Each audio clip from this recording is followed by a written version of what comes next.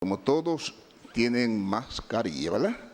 El juez, para que puedan escuchar lo que va a decir, hacer más fácil la audición, por eso se está quitando la mascarilla, porque creo que no debo tener tanta mala suerte que salte un coronavirus que violente la mascarilla de usted y que venga precisamente donde mí.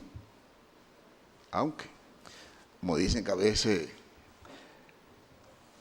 cuando uno está de mala suerte, dice que se cae de espalda y se rompe la boca. Miren, yo les decía, y ojalá que esto sirva para una próxima ocasión, de que el Ministerio Público, cuando tenga casos de esta naturaleza, traiga de manera puntual las imputaciones a cada persona y que se le haga comprender a cada uno de qué se le acusa. Porque si ustedes ven cómo se conocen las medidas de coerción, y yo he visto medidas de coerción en Estados Unidos, ustedes ven que llega el fiscal y le dice: mire, magistrado, al imputado fulano de tal se le encontró con droga o cometiendo tal infracción. El imputado habla o habla el abogado, hace su pedimento y el juez decide, porque el juez ahí no tiene capacidad. Yo no tengo ni estoy en condiciones de fajarme a discutir si el Ministerio Público me está mintiendo o no me está mintiendo. Ahora, el Ministerio Público está prevalido de un principio de buena fe. El juez supone que el Ministerio Público actúa en esa dirección. Como cuando un policía me dice: mire, magistrado, le ocupamos un arma de fuego a fulano de tal. El juez no puede decir si eso es mentira o eso es verdad, pero el juez tiene que creer que ese agente de la policía levantó un acta de registro y certifica que le ocupó esa arma de fuego a ese ciudadano. Esa es la verdad que el juez no puede rebatir, porque se la está estableciendo una persona que tiene fe pública para eso. El escenario ya para otro tipo de discusiones no es este.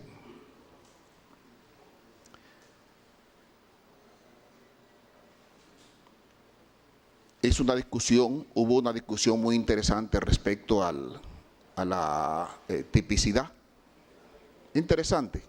Y la asumo como una enseñanza didáctica. Fíjese, yo voy más lejos. Yo ni siquiera digo que el lavado de activos se tipifique porque haya un delito precedente y que es una infracción autónoma. Sí, yo creo que es autónoma. Pero por desgracia, dentro de sus elementos constitutivos, tiene que tener una infracción primaria. Es autónoma, pero uno de sus elementos constitutivos es que aparezca una infracción previa. Si no apareció esa infracción previa, entonces no se tipifica porque le falta uno de los elementos constitutivos. Así es que yo veo el asunto. Y todas esas discusiones yo las entiendo interesantes. Nosotros duramos aquí, como les decía, ahora tenemos como 27 horas y me ha servido esto, no es que me sienta mal, porque me ha servido porque he podido solidificar más mi relación amistosa con ustedes y, como les decía, he podido compartir con el doctor Minier, por quien su forma campechana de exponer y de litigar me resulta llamativa. Y Y no hay discusiones más llamativas que esas discusiones que se dan entre el doctor Minier y la magistrada Jenny Berenice. Yo me pasaría los días escuchándolo discutir, escuchándolo litigar, porque de verdad que Santiago ha dado lumbreras, y eso hay que reconocerlo. Fíjense, en días pasados yo estaba escuchando a Pepe Mujica, una persona con una vocación humana extraordinaria. El que ve esa película de Pepe Mujica, creo que se llama 12 años en una noche, interesantísima. Pepe Mujica llegó a ser presidente de Uruguay y aún sigue en su Volkswagen. Finalmente en estos días se retiró y él decía, cuando se retiraba, él definía, hacía una comparación entre el amor y el odio. Él decía, el amor y el odio se parecen, son comparables. ¿Por qué? Porque son dos pasiones. Son dos pasiones. El amor y el odio son dos pasiones. El amor construye y el odio destruye. Esa es la diferencia. Son dos pasiones, pero con objetivos distintos. Y al juez tiene que inspirarle el amor cuando juzga. Al Ministerio Público tiene que inspirarle el amor cuando investiga. Y a la defensa técnica de los imputados tiene que inspirarle el amor cuando postulan por sus defendidos. Es decir, eso es lo que hay aquí.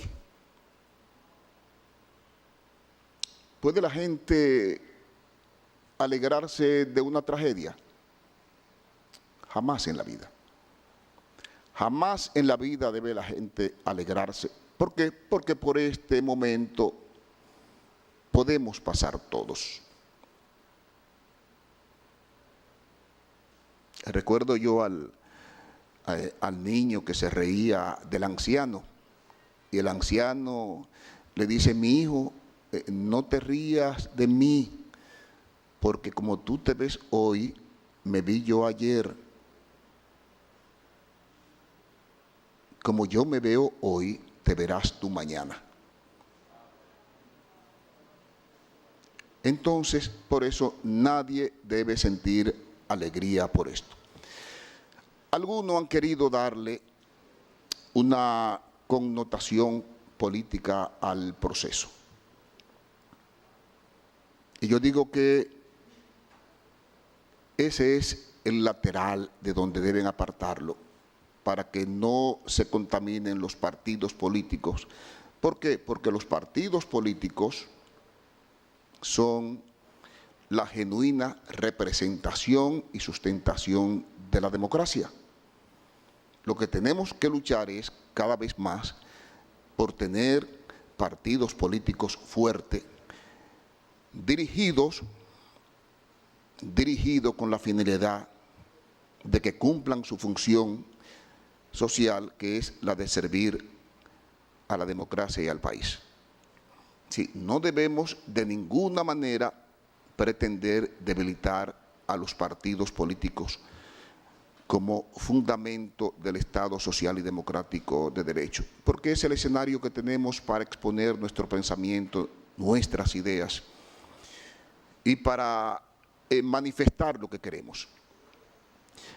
Esto yo lo veo no como un asunto político. Esto yo lo veo, y se lo digo a Alexis Medina, que tengo mucho tiempo que lo conozco,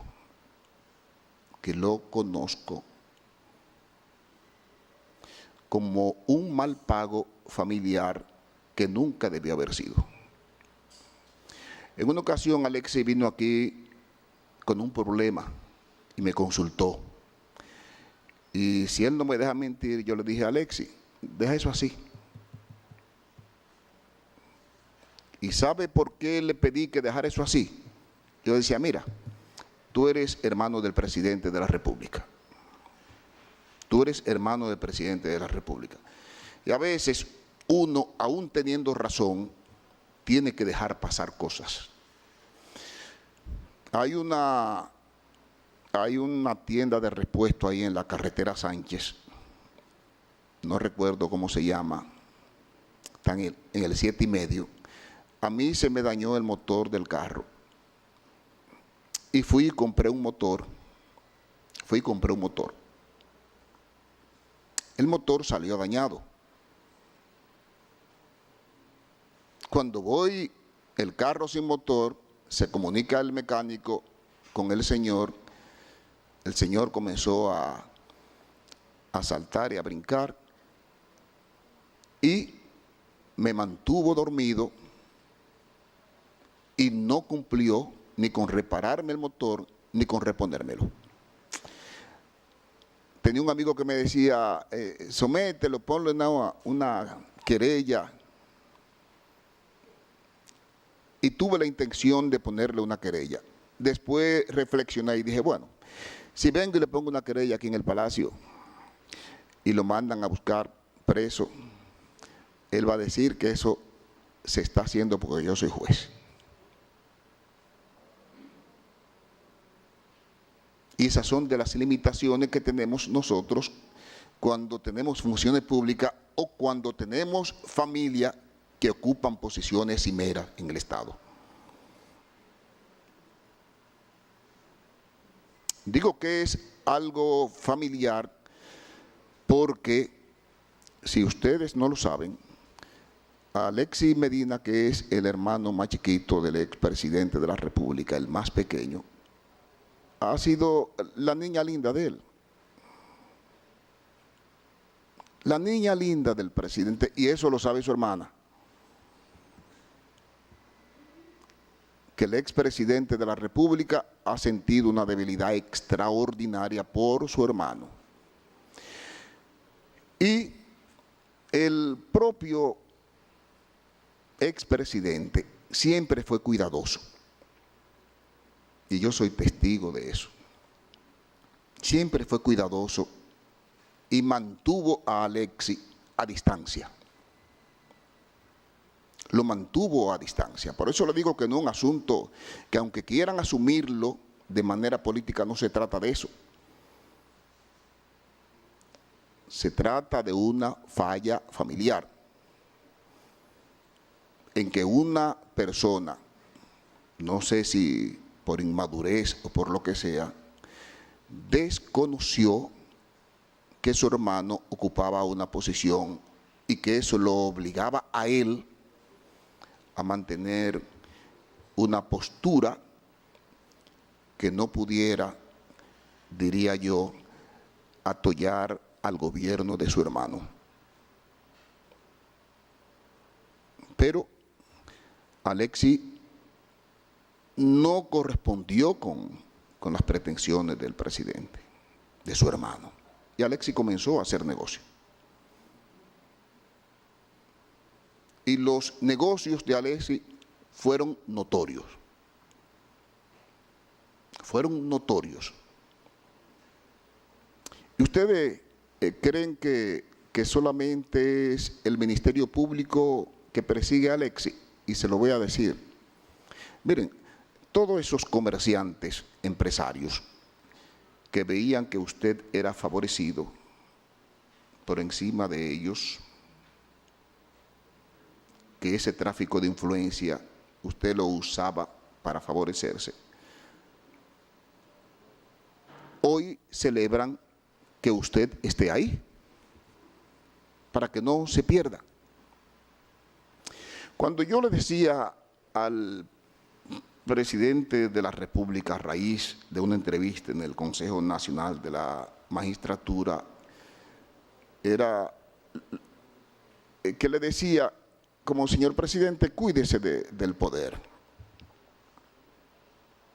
Y se lo decía porque yo tengo mucho tiempo que aunque no participo en actividades políticas, sí observo. Vengo trabajando desde el año 1975, comencé a trabajar en Radio Popular. Me tocó ver cuando el presidente Balaguer fue derrotado y me tocó ver al presidente Balaguer caminar por el Mirador, acompañado de Bello Andino, Pérez Bello y otra persona en una ocasión. Caramba, yo decía, ¿y cómo puede uno pensar que una gente que era tan querida, hoy camine de forma tan solitaria? Después, el 4 de julio de 1982, tuve que vivir,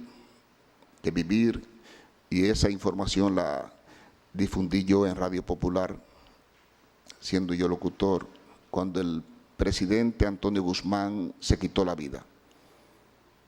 La soledad. Pero más penoso para mí fue ver cómo murió el doctor Salvador Jorge Blanco. Una persona que yo recuerdo que trabajaba yo para Radio Popular e iba a cubrir todos los lunes su visita a las 7 de la mañana al Consejo Estatal del Azúcar. Y después el doctor Jorge Blanco, con tantas personas a su lado sirviéndole, termina muriendo solo porque se cayó de una cama, sin ni siquiera una persona que lo agarrara para evitar esa caída. Cuando había tanta gente a su alrededor que lo aclamaban y se reían de cualquier chiste que hicieran. Porque cuando uno está en el poder, el chiste más agrio que uno haga despierta muchísimas carcajadas. Y uno llega hasta a creerse que uno nació para ser cómico, hacer drama, porque la gente se ríe de todo. Y es así, el poder es así. Mira, Alexis, y es la percepción que yo tengo, cuando se habla de funcionario, yo creo que Alexis mandaba más que los funcionarios. Mandaba más que los funcionarios. Esa es la percepción que yo tengo. El doctor Freddy Hidalgo, que duró poco tiempo en salud pública,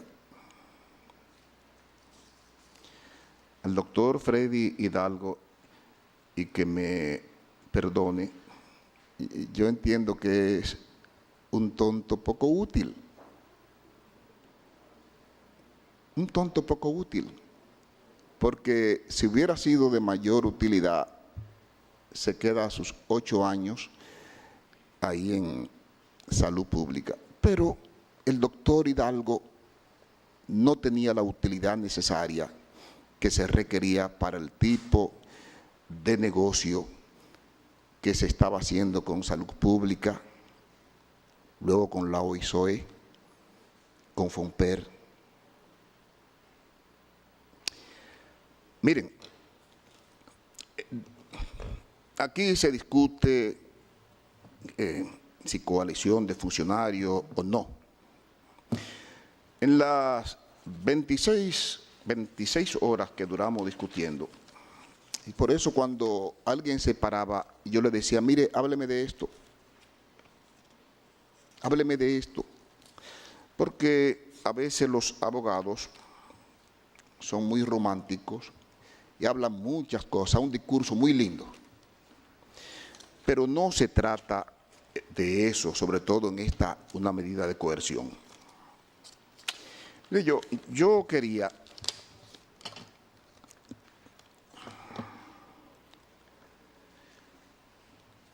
aquí dice el Ministerio Público que hasta ahora yo debo creer eso porque esta es la verdad que yo tengo. Y entiendo que el Ministerio Público actúa en base al principio de buena fe. Dice el Ministerio Público, mediante allanamiento realizado en fecha 29 de noviembre del año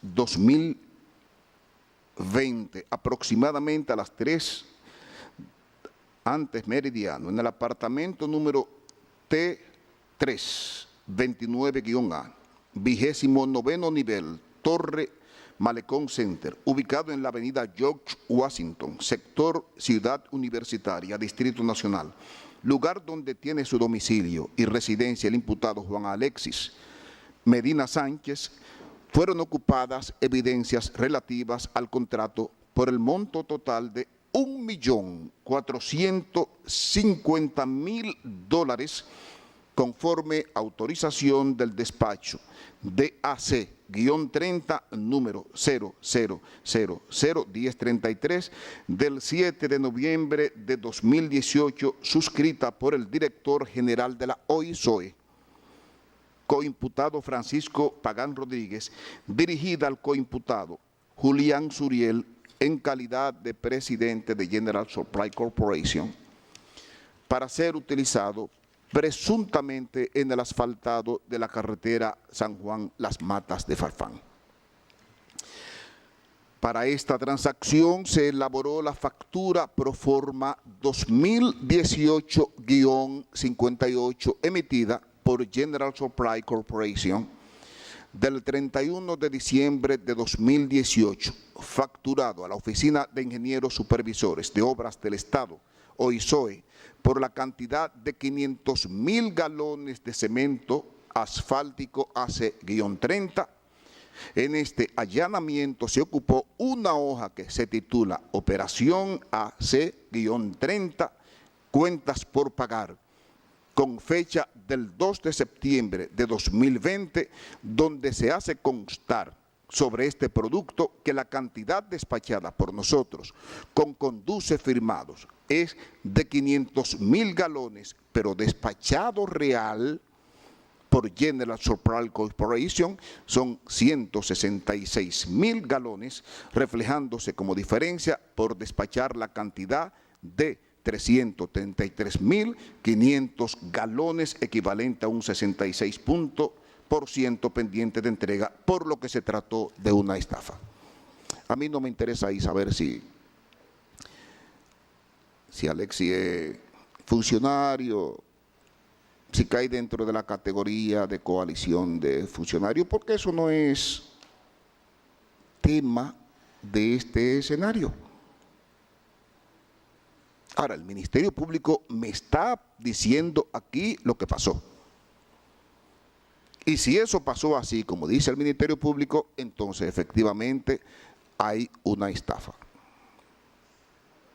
Y si el director de la OISOE sabía que eso pasó así, entonces yo diría que también él se prestó a esa estafa. Usted podrá llamarle desfalco como usted quiera. Usted podrá llamarle asociación de malhechores como usted quiera. Pero ahí está. No voy a hablarle ni siquiera de otros detalles que da el Ministerio Público cuando les presentaban las facturas,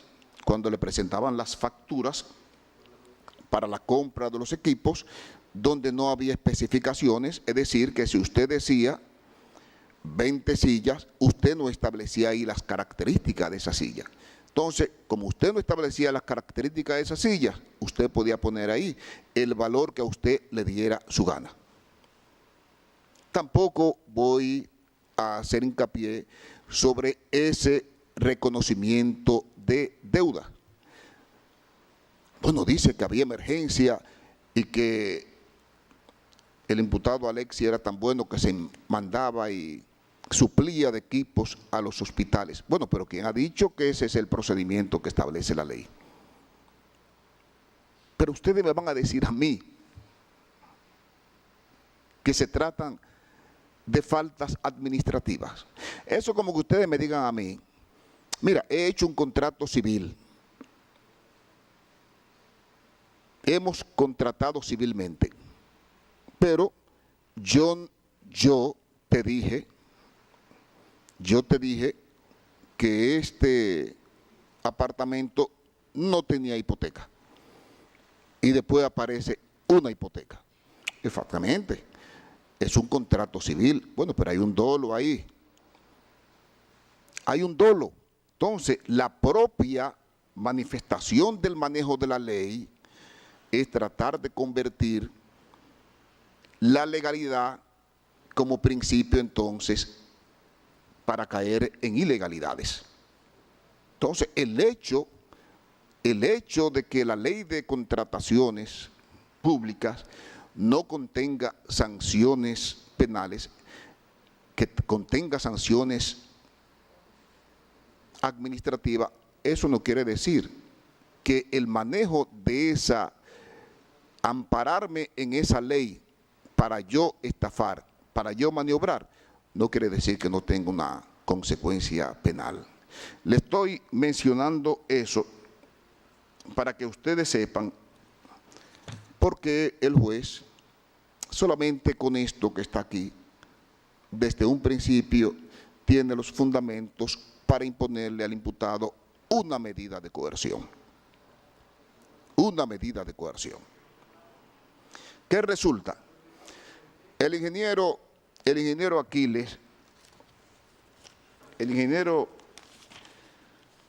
Aquiles,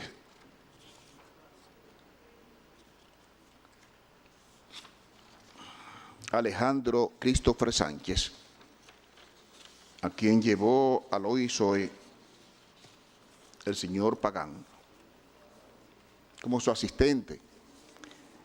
Y yo entiendo, porque uno, cuando llega a un cargo, uno trata de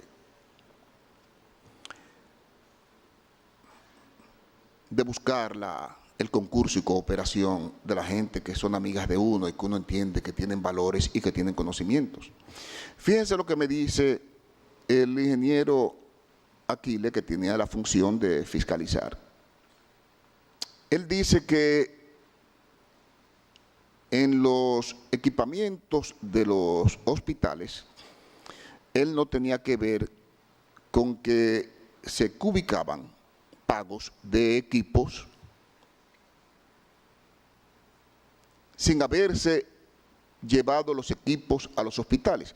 Y de eso hay informes periciales del Ministerio Público que tiene en el proceso de investigación la capacidad para valerse de esos peritos y fundamentar su investigación. El Ministerio Público dice que hizo una auditoría en esos hospitales y esos equipos que decía que habían llevado no eran ciertos, que faltaban muchos equipos y que después trataron de llevar los equipos. El ingeniero Aquiles dice que él era un agente que él simplemente firmaba, pero lo que me sorprende a mí del ingeniero Aquiles es lo efectivo y contundente que fue el ingeniero Aquiles cuando me dice todo lo que le ahorró al Estado Dominicano fiscalizando el Hospital del Cáncer o fiscalizando otras obras de Santiago de los Caballeros atribuida a una conocida empresa.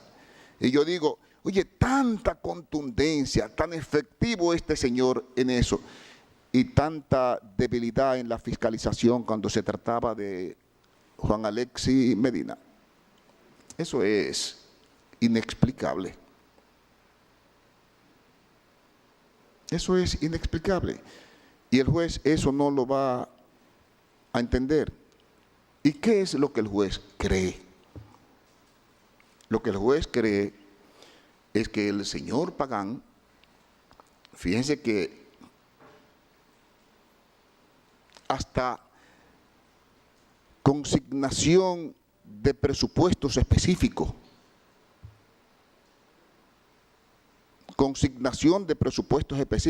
que le correspondían a otras instituciones, se la llevaron al señor Pagán porque era el más arretado de todos.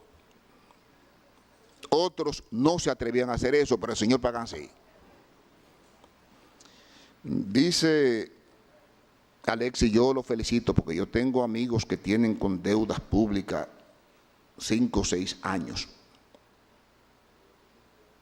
Pero la suerte de Alexis es que él tuvo amigos que le saldaron esa deuda pública lo más rápido posible antes de que se fuera el gobierno.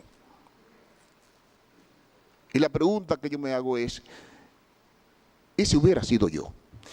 Y todos esos ingenieros que dice el ingeniero Pagán que van a diario a cobrar ahí sus obras, sus ubicaciones. Bueno, pero ¿y todos esos ingenieros por qué no le pagan con la misma rapidez con que le pagaban a Alexis Medina? ¿Por qué? ¿Por qué tanta diferencia? Bueno, porque lógicamente se asociaron. El juez entiende que se asociaron con propósitos ilícitos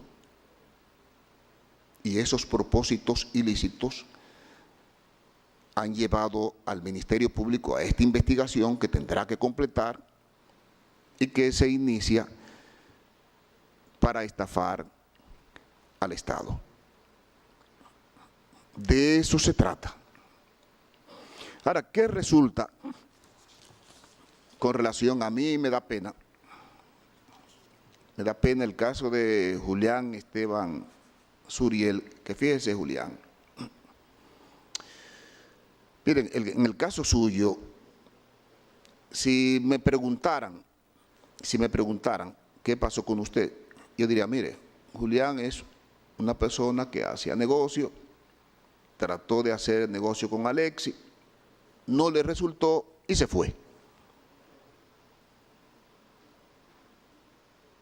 Eso yo creo. Ahora, ¿cuál es el problema suyo? ¿Qué diablo buscaba usted con ese fusil en ese apartamento? ¿Qué buscaba usted con armas de fuego en ese apartamento? ¿Por qué, si eso no era suyo? ¿Por qué? Porque nadie puede autorizarle a usted tener un fusil porque usted no es militar. Bueno, es que hasta para salir a la calle a un militar, siendo militar, tienen que entregarle fusil. Ahora, ¿qué busca usted con un fusil guardado? Y lógicamente eso es lo que yo estoy ponderando con respecto a usted.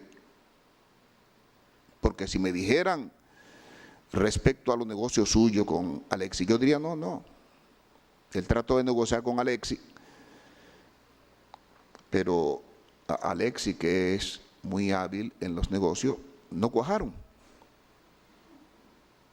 No cuajaron. Como tampoco cuajó el señor Domingo Antonio Santiago Muñoz. Ese fue a hacer negocio, como todo comerciante, claro, con el hermano del presidente de la República. Tampoco cuajó y se fue. Entonces, a veces hablan de que el señor Alexis lo buscaban para venderle mercancía al gobierno. Bueno, pero ¿a quién va a buscar Mayén para venderle, sino al hermano del presidente que tiene acceso y tiene influencia en todos los estamentos? ¿A quién va a buscar el que tiene 1 millón de mascarillas? Sino al hermano del presidente que tiene acceso e influencia en todos los estamentos. Le puede vender a la policía, a todos los hospitales. Entonces, la gente, por eso le salía la mercancía más cara al Estado. Porque si yo tengo 1 millón de mascarillas, si yo pudiera vendérselo directamente al Estado podría vendérselo más barato. Pero si tengo que buscar a Alexis para que se lo venda a él al Estado, entonces ya le estoy cobrando al Estado, más Alexis le está cobrando al Estado, entonces las cosas le salían más caras.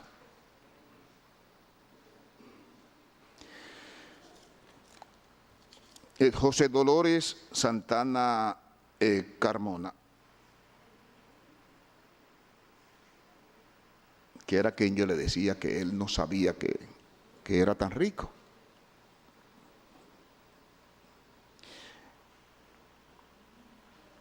una persona que no es profesional, pero inteligente. Tuvo la oportunidad de encontrarse con el presidente, con el hermano del presidente, y lógicamente que él le sirvió, él le prestaba su nombre, firmaba cheque, aparecía con acciones de 50% en compañías multimillonarias, pero a resumida cuenta, quizás lo ponemos con la cabeza para abajo y los pies para arriba y lo sacudimos y posiblemente no bote un centavo del bolsillo, porque ganaba un sueldo.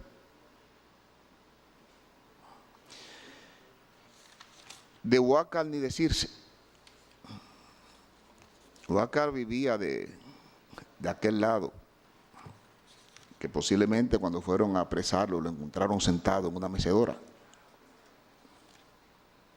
Pero ¿cuál es el problema de esas personas? Bueno, que lógicamente esas personas prestaban su nombre y se prestaban a todo tipo de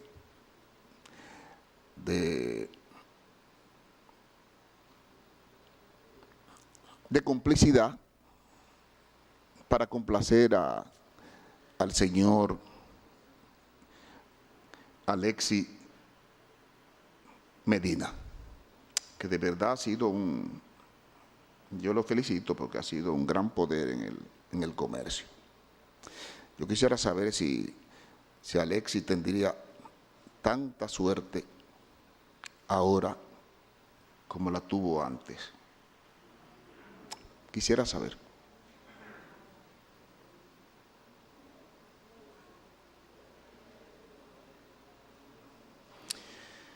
Bien, mire, aquí está la hermana del presidente de la República, doña Magalis, y para su consumo, doña Magalis, yo le voy a decir en beneficio suyo cuál ha sido el comportamiento siempre de este juez con respecto a las mujeres. El juez ha sido siempre muy medido en el trato que le dispensa a las mujeres. ¿Por qué? Porque al sacar a una mujer de su casa, se ponen en juego muchas cosas. El hombre puede irse. Entonces, el juez siempre ha sido muy medido con relación a eso. Y se lo advierto en base a eso, para que usted sepa que el juez a usted no la va a mandar a prisión preventiva, tomando en consideración eso. Ha sido un tratamiento. Yo si ustedes ven mi historia, para yo mandar a una mujer a la cárcel, yo lo analizo mucho las infracciones, porque además es difícil que una mujer se fugue. Una mujer es difícil que se fugue porque ciertamente los sentimientos las ata siempre a la familia. Para que usted sepa eso. Ahora, ¿qué quiero yo decirle a usted, doña Magalis? Y usted sabe que usted, mire, existía un comité de compra en Fromper. Existía en Fromper un comité de compra. Claro, ese comité de compra, ¿a quién llamaba cuando había concurso? A las empresas de Alexis. ¿Y por qué lo hacían? Bueno, porque usted y el señor Fernando Rosa, que eran los responsables de eso, manejaban ese comité. ¿Y quién le va a decir que no al jefe o a la hermana del presidente de la República? Decirle que no. Bueno, el señor Hermosén, que fue nombrado por ayuda de una de las hermanas del presidente, fíjese que se negó a certificar, a dar las certificaciones de unas remodelaciones de unos hospitales, y él dice que a los 13 días lo quitaron, porque esa es la consecuencia, lo quitaron. Pero otra cosa, doña Magalis, usted sabía que su hermana estaba ahí. Su hermana estaba ahí.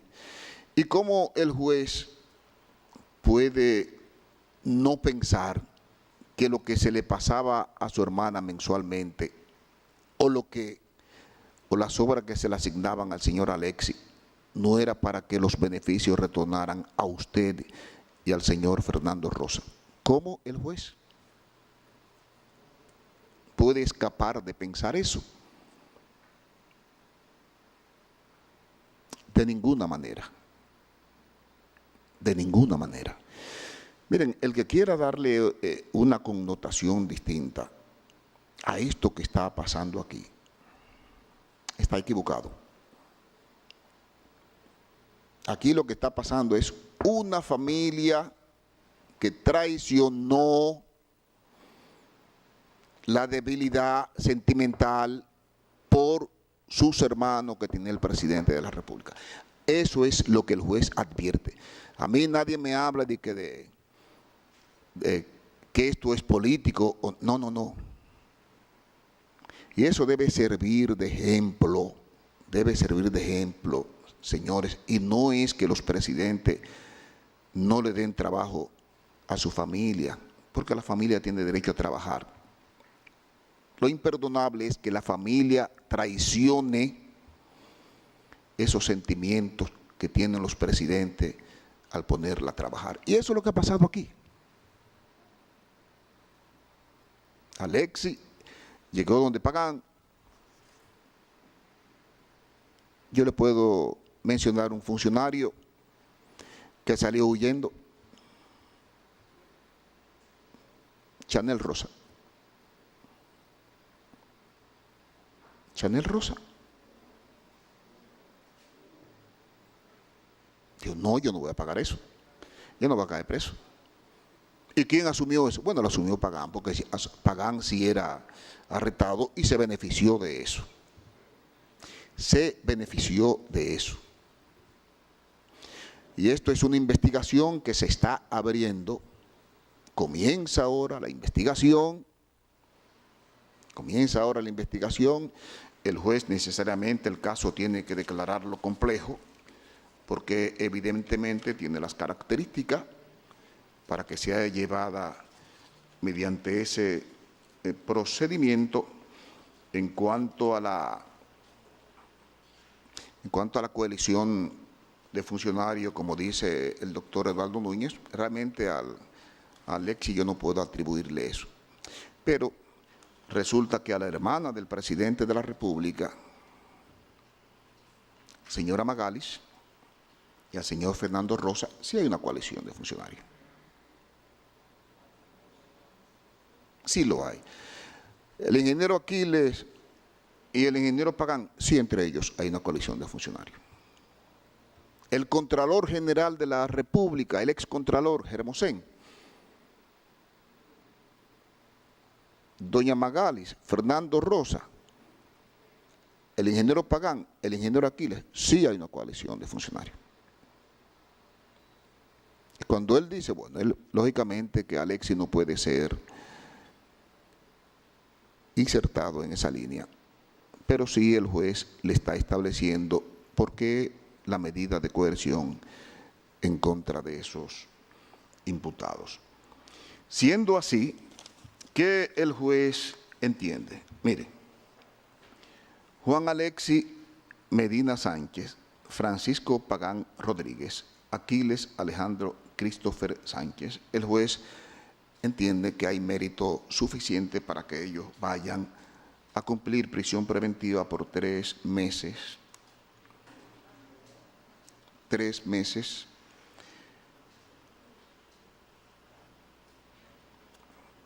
Ordenando su revisión para el 1 de marzo del año 2021, disponiendo que sea el tercer juzgado de la instrucción que tenga a su cargo el control de la fase preparatoria y ordenando a la vez que los imputados cumplan esta medida en el CCR San Cristobalense, tal y como era solicitado el Ministerio Público, que es una cárcel del nuevo modelo penitenciario. Con respecto a Julián Esteban Suriel Santos, José Dolores Santana, Carmona Huacal Bernabel Méndez Pineda, el juez también está ordenando prisión preventiva.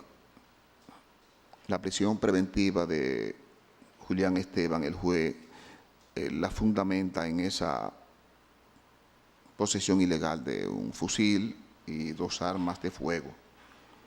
José Dolores Santana, Carmona Huaca Bernabé Méndez Pineda, el juez está dictando en su contra la prisión preventiva porque permanecer ellos en la calle evidentemente que puede contribuirse a que los imputados distraigan prueba o pudieran generar algún tipo de intimidación en su contra a fin de que no lleguen a cualquier tipo de salida alterna, si así lo entendieran las partes. Van a cumplir 3 meses, el 1 de marzo también será la revisión obligatoria, irán al tercer juzgado de la instrucción como control de la fase preparatoria y la medida la cumplirán en la cárcel modelo de San Pedro de Macorís. Contra Fernando Rosa, el juez también está dictando 3 meses de prisión preventiva. Irá a la cárcel CCR San Cristobalense. El 1 de marzo, el tercer juzgado de la instrucción le conocerá medida de coerción, la revisión de la medida de coerción.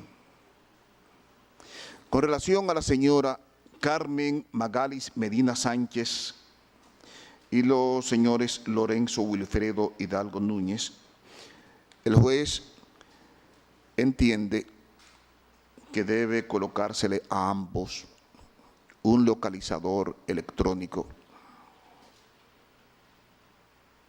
y someterse a la vigilancia presencial dispuesta por las autoridades correspondientes. Digo la vigilancia porque si hubiera algún tipo de controversia con la compañía de los brazaletes, entonces el Ministerio Público podrá usar esa vigilancia.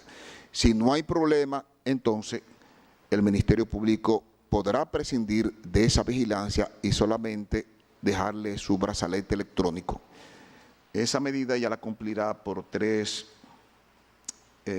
meses de arresto domiciliario, tendrá impedimento de salida del país y deberá pagar una garantía económica de 10 millones de pesos mediante contrato. Igual medida cautelar el juez está dictaminando, está imponiéndole al doctor Freddy Hidalgo, deberá pagar 10 millones de pesos mediante contrato, se le impondrá un localizador electrónico y una vigilancia presencial. Sí, en el transcurso, la controversia que hay respecto a la empresa colocadora de los brazaletes, se resolviera entonces la vigilancia presencial, vuelvo y reitero, se dejaría sin efecto. Con respecto al imputado Rafael Antonio Hermosén, que es el ex Contralor General de la República, el juez le está ordenando la colocación de un brazalete electrónico y una vigilancia presencial, reiterándole la misma decisión de que si en el transcurso se resuelve la controversia entre la compañía que coloca los brazaletes y la Procuraduría, entonces se retiraría la vigilancia. Tiene impedimento de salida del país, y tiene arresto domiciliario el excontralor general de la República.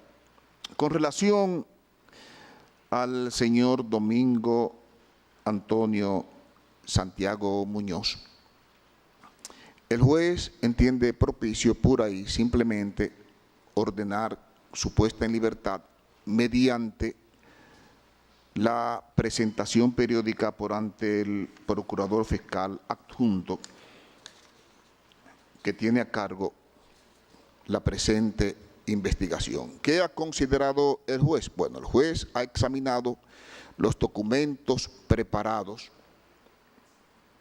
por la defensa técnica de dicho imputado, ha podido corroborar, ha entendido coherente la versión del imputado Alexis Medina con la versión que él nos da, y por eso ha tomado esta decisión. La decisión estriba: si hubiera habido la posibilidad de ponerlo en libertad bajo la promesa de presentarse a todos los actos del proceso, el juez hubiera ordenado su libertad pura y simple. Pero ya eso no existe. Si el juez entiende que hay algún viso que genere una investigación, tiene que imponerle una medida cautelar, aún sea sencilla, para atarlo al proceso.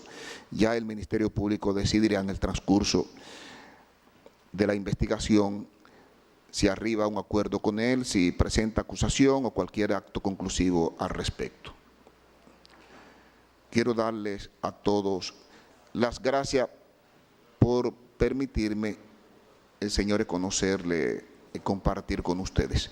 Que tengan una feliz noche.